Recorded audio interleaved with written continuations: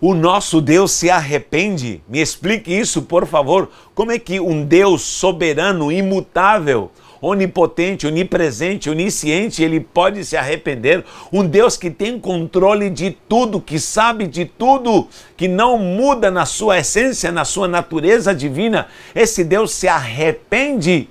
Meu Pai, temos que explicar isso aí. Preste atenção, nós precisamos saber, em primeiro lugar, que há atributos numa alegoria ou figura de linguagem que a Bíblia usa para traduzir quem é Deus. Nós não sabemos quem seria Deus se não fosse as Escrituras. Só que as Escrituras usam linguagens humanas para entendermos a sobrenaturalidade, porque Deus é Espírito.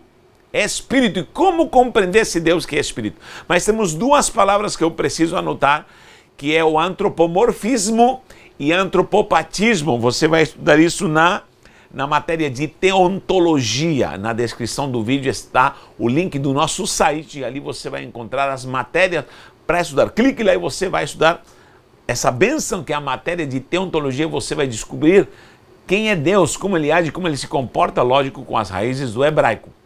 Então vou anotar aqui essas duas palavras. Antropomorfismo e antropopatismo. São essas duas palavras que se encontram na teontologia. O famoso, por favor, entre aspas, estudo de Deus. Como se alguém pudesse estudar Deus. Tem muito teólogo que diz, vamos estudar teontologia porque vamos estudar quem é Deus. Como se Deus pudesse ser colocado no microscópio, no laboratório para ser estudado. Misericórdia, Deus nos perdoe e tenha misericórdia de nós. Mas olha, na teontologia, que é uma matéria da teologia, nós vamos ver quem é esse Deus todo-poderoso. E essas duas palavras aqui, antropomorfismo e patismo, antropopatismo e antropomorfismo. Quando nós vemos figuras humanas, até partes do corpo humano, atribuídas a Deus, por exemplo, Deus com seu braço, a mão de Deus, o pé de Deus. Se Deus tem pé, quanto ele calça, meu Deus? 1 trilhão e quanto ele calça? Não podemos definir isso, porque quando aparecem palavras ou figuras humanas atribuídas a Deus, é para nos dar uma ideia da sua ação, como ele se comporta.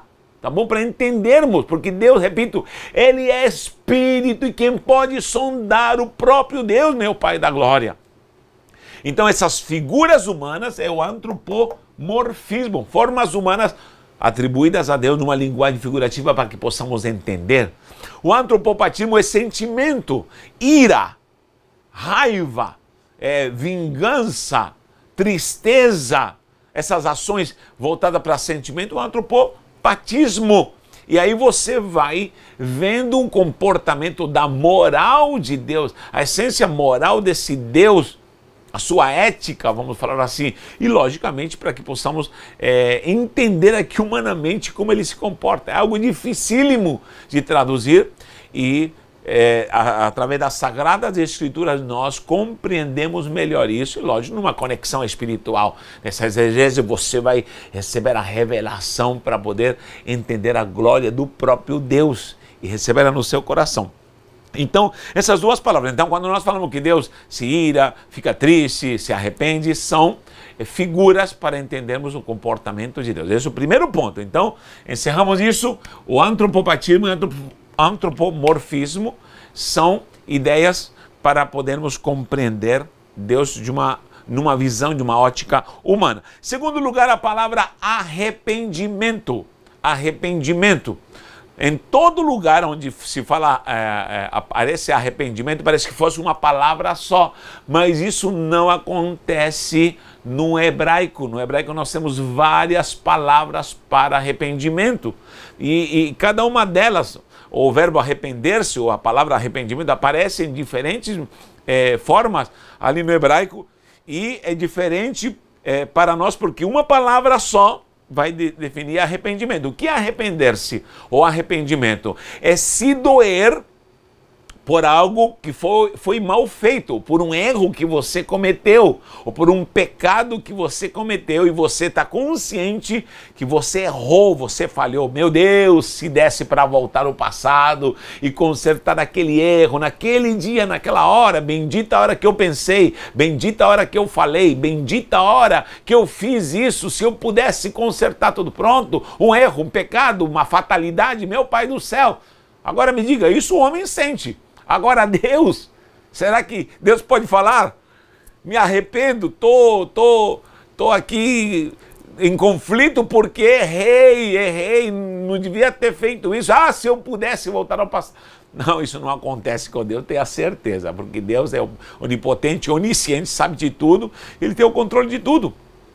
Então, Deus não muda na sua natureza divina, não muda na sua natureza divina, mas na sua essência moral, espiritual. Com certeza, Deus fará coisas, determinará coisas e depois poderá mudar, mas dependendo da ação, do comportamento do homem. Aí que está o negócio, Então, quando nós encontramos, em primeiro lugar, precisamos definir a palavra arrependimento, entenda, aparecem diversas palavras no hebraico, no original, para falar sobre essa ação, talvez de voltar atrás. Em primeiro lugar está a palavra naham, vou anotar aqui em hebraico, é nun, het e men sofit. Vou transliterar. Naham, se lê naham, tá bom? Sempre o CH é o het. Naham. Só que o naham não é especificamente arrependimento.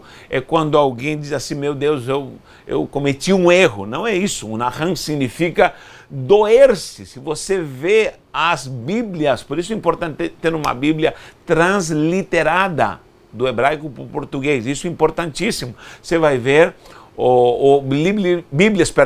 Bíblias interlineares, porque aí está bem claro o que significa naham. Quando você vê em Gênesis, vou ler Gênesis aqui, Gênesis 6:6, vou anotar aqui, Gênesis 6.6. Aqui temos a primeira manifestação de um tal arrependimento de Deus. Diz aqui em Gênesis 6:6, diz: então se arrependeu o Senhor de ter feito o homem.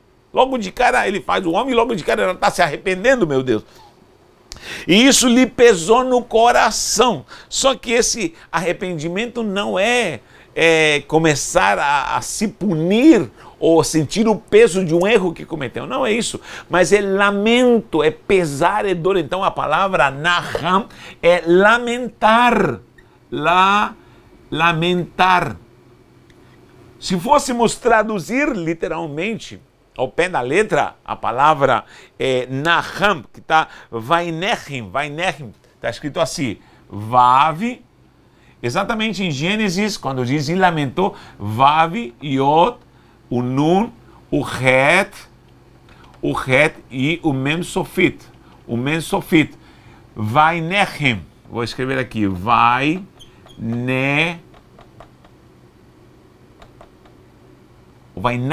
Melhor, Vainachem. O que é Vainachem?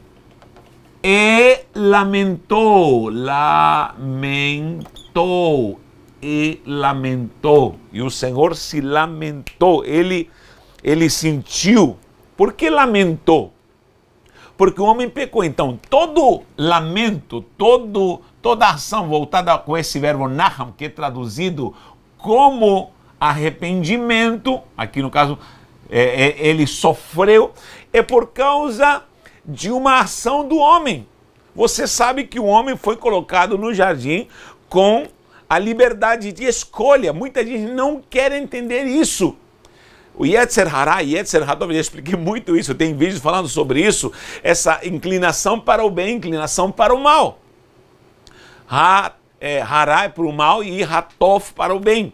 Ou seja, isso está impregnado no homem. O poder da decisão é traduzida como livre-arbítrio.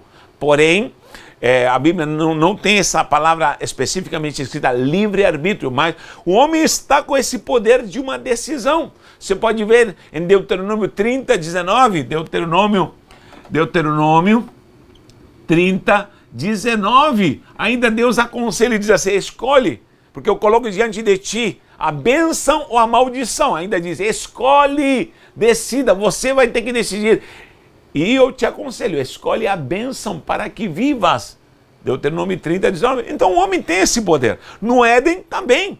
Ele tinha a árvore da vida, tinha todos os frutos e tinha a árvore da ciência do bem e do mal que não podia comer. Então havia um poder de decisão. Ele tinha o poder de decidir. E ele decidiu pecar. E logicamente vieram as consequências. Então quando o homem comete um erro, o homem peca, o homem se desvia do propósito de Deus, lógico. Deus é espírito, e para que possamos entender a sua espiritualidade, a sua essência, a sua moral, traduzimos para lamento. Deus sofre, Deus se alegra, enfim, tudo isso acontece para que possamos entender que tem aprovação ou desaprovação de Deus. Então, eu posso fazer com que o coração de Deus sinta dor. A própria palavra diz claramente, o apóstolo Paulo diz, não entristeçais o Espírito Santo. Meu Deus, eu tenho capacidade de entristecer o Espírito Santo? Então, eu preciso compreender que a ação do homem faz com que Deus lamente. Não é que Deus está falando, bendita a hora que eu fiz o homem. Não é isso. Ele está dizendo, eu me dou, é como um pai. O melhor exemplo é quando um pai e uma mãe cria seu filho na bênção, na graça, na virtude, com tudo de bom e do melhor, e o filho sai para o caminho do mal, das drogas. Vai para a balada, não fala horário que vai voltar, está na perdição. Agora, como está o coração desse pai? Com certeza está lamentando. Não está dizendo, bendita a hora que eu gerei esse filho. Não, esse pai está sofrendo, porque ele ama esse filho que se afastou da vontade dele, ou do preceito ali, da família, da bênção. Então, querido, é isso. Toda vez que aparece arrependimento de Deus, aparece o naham, que seria lamentar. Seria Deus sofrendo por causa que nós nos afastamos. Isso aconteceu no passado. Você pode ver Gênesis 6,6, ele já lamenta por ter criado o homem e o homem se afastou. Ou seja, pelo fato dele se afastar, ele lamenta a condição que o homem está. Então, queridos, esse é o primeiro ponto que precisamos tratar em relação ao hebraico original e a primeira palavra que aparece como arrependimento. Então, não aparece literalmente esse arrependimento para dizer que ele pecou e errou. A segunda palavra é shuv, é shin vet shuv. Vou colocar aqui, shuv. Shuv também é traduzida para arrependimento. A palavra shuv significa voltar, literalmente, voltar ou retorno. E essa palavra aparece muito direcionada para o seu povo. Então, quando aparece para Deus, aparece naham. Agora, quando aparece para o povo se converter porque pecou, já não aparece naham, aparece chuva, ou seja, techuvá. A techuvá, lembra da techuvá? Vou escrever aqui techuvá. Tav, techu, temos o vav, é isso, techuvá. Techuvá. A techuvá também é retornar. Também arrepender-se, arrepender também é converter, porque no hebraico arrepender e converter é o mesmo sentido. Arrepender-se, você vai ter que se converter, para convergir e voltar. Então, shuv aparece para o homem. Aqui, quando diz que Deus lamenta, que é traduzida como arrependimento, é naham. Vem naham e lamentou aqui. Agora, o shuv ou techuvá, tudo que aparece com essa raiz de voltar, retornar, você vai ver o povo de Deus pecando, errando, e Deus exigindo, arrependei-vos, voltem para mim, vocês se afastaram. Aí sim é o homem que pecou, aí sim é o homem que falhou, aí sim o homem vai lamentar, aí sim o homem vai ter peso de culpa porque fez uma coisa que não agradou a Deus, transgrediu a lei do Senhor. E nós vamos ver muito isso, essa demanda de Deus para o povo retornar, porque errou, porque falhou, porque pecou. Então nós precisamos analisar isso à luz das Escrituras e que possamos a cada dia voltar e retornar ao propósito de Deus. Quando nós falamos em Teshuvá, aqui ó, a Teshuvá são 10 dias, 10 dias. Uma hora eu explico melhor sobre isso, mas a Teshuvá são 10 dias, a partir do ano novo, no Rosh Hashanah, que seria o ano novo, 10 dias eles contam para esse retorno. O judeu tem 10 dias para se consertar, para voltar, para pedir perdão. Eles não entram de um ano para o outro ano sem consertar nesses 10 dias para que seu nome seja escrito novamente no livro da vida. E termina com o 10º dia, que é Yom Kippur. Vou anotar aqui, Yom Kippur. Yom Kippur. Nesse dia é chamado Dia do Perdão. Dia do Perdão. Nas próprias Sagradas Escrituras, nós vemos que há muitos apelos de Deus para o seu povo se converter, voltar dos seus maus caminhos, e nós vemos isso aqui na própria Teshuvá, que o povo já logo de cara, em Tishrei, que seria o mês onde está o Rosh Hashanah, o novo ano judaico, esses 10 dias eles se santificam e se purificam e recebem o perdão, e o seu nome é escrito no livro da vida. Agora nós que cremos em Cristo Jesus, Cristo é o nosso Yom Kippur, Cristo é a nossa Teshuvá, Cristo é o nosso perdão, e Ele escreve o nosso nome definitivamente no livro da vida, e nós somos lavados, redimidos no sangue do Cordeiro, graças a Deus por isso. E em Cristo nós encontramos perdão de pecados. Mas qual é o princípio para poder encontrar a glória de Deus, a virtude de Deus, e encontrar a glória do reino de Deus na minha vida? Justamente uma Teshuvá, o arrependimento, voltar-se para Deus. Você vai ver várias passagens. Mateus 4,17. Vou anotar aqui, Mateus 4,17. Temos Lucas também. Marcos 1,15. Marcos 1,15. Por que está anotando isso aí? É quando Jesus justamente começa o seu ministério, ele diz: arrependei-vos, arrependei-vos, porque o reino do céu chegou até vós. Olha a condição para poder ver o reino de Deus.